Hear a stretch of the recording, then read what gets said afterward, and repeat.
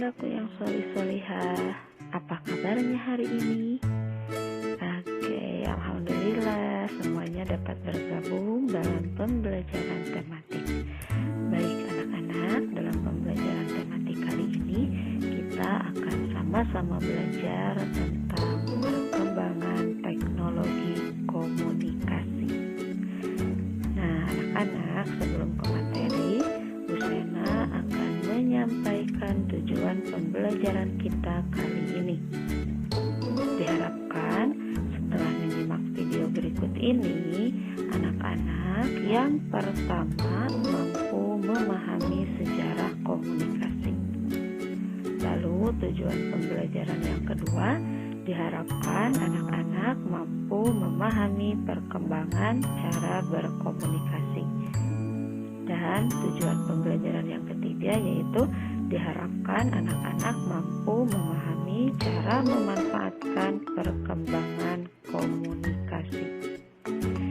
Oke anak-anak, apa sih komunikasi itu?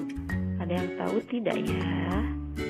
Nah, komunikasi adalah proses penyampaian informasi, baik itu berupa pesan, ide maupun gagasan dari satu pihak kepada pihak lainnya yang dilakukan secara lisan maupun tulisan. Lalu tujuan dari komunikasi itu apa sih?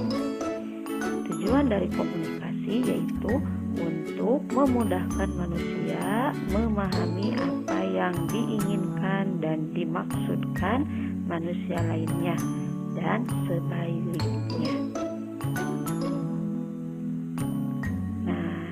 Anak, seiring perkembangan zaman, alat komunikasi dibagi menjadi dua, yaitu alat komunikasi tradisional dan alat komunikasi modern. Nah, apa sih macam-macam alat komunikasi tradisional? Nah, alat komunikasi tradisional diantaranya yang pertama yaitu asap. Kemudian yang kedua, kentongan atau lonceng. Yang ketiga, burung merpati. Yang keempat, daun lontar. Yang kelima, surat. Dan yang keenam adalah telegraf. Nah, yang pertama yaitu asap. Pada zaman dahulu, suku Indian menggunakan asap sebagai tanda adanya pesan. Lalu yang kedua adalah kentongan atau lonceng. Pada zaman dahulu, masyarakat Indonesia menggunakan kentongan atau lonceng sebagai tanda pesan adanya bahaya. Kemudian yang ketiga adalah daun lontar. Pada zaman dahulu, daun lontar juga digunakan di Indonesia untuk mengirimkan pesan jarak jauh. Selanjutnya adalah surat. Alat komunikasi surat menyurat menggunakan kertas sudah dikenal di Indonesia pada zaman kerajaan Hindu dan Buddha. Kemudian ada lagi nih, telegraf.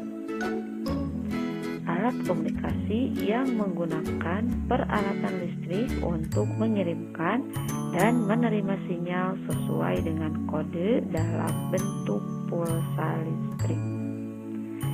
Nah, anak-anak, yang tadi adalah jenis-jenis alat komunikasi tradisional.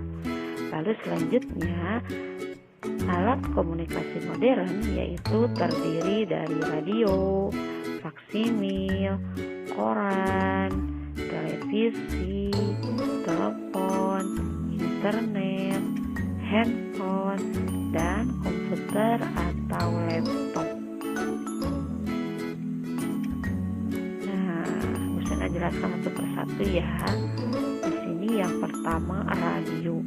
Radio adalah alat komunikasi berupa suara dan sinyal dengan menggunakan gelombang elektromagnetik. Kemudian yang kedua adalah faksimil.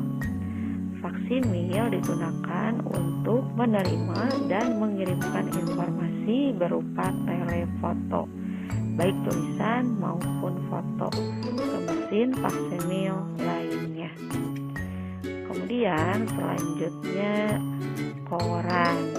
Nah, koran merupakan alat komunikasi tertulis yang dicetak menggunakan kertas. Lalu ada lagi nih, televisi. Nah, kalau televisi merupakan alat komunikasi yang digunakan untuk mendapatkan informasi secara tepat, cepat, dan massal. Kemudian selanjutnya adalah telepon.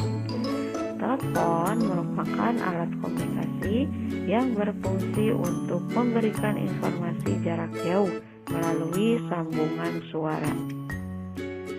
Lalu ada lagi internet.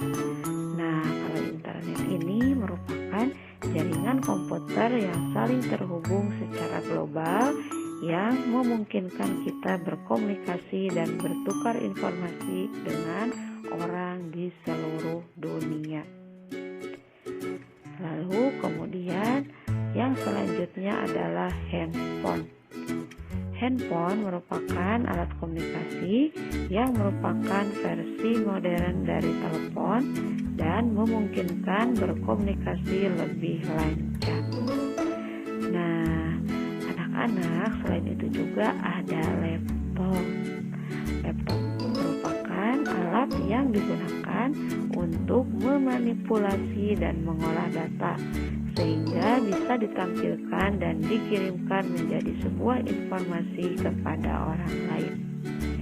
Oke anak-anak, kesimpulan dari pembelajaran kita kali ini adalah komunikasi merupakan proses penyampaian berita atau pesan kepada orang lain, baik secara langsung atau tidak langsung. Lalu, perkembangan teknologi komunikasi ditandai dengan semakin banyaknya alat komunikasi.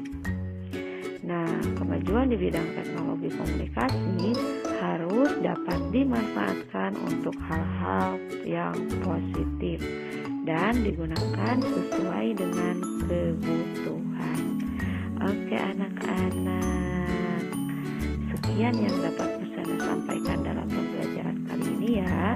Semoga penjelasan Bu Sena dapat dipahami.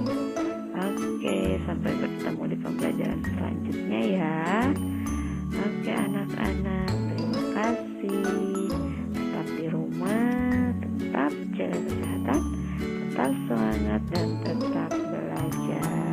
Wassalamualaikum warahmatullahi wabarakatuh.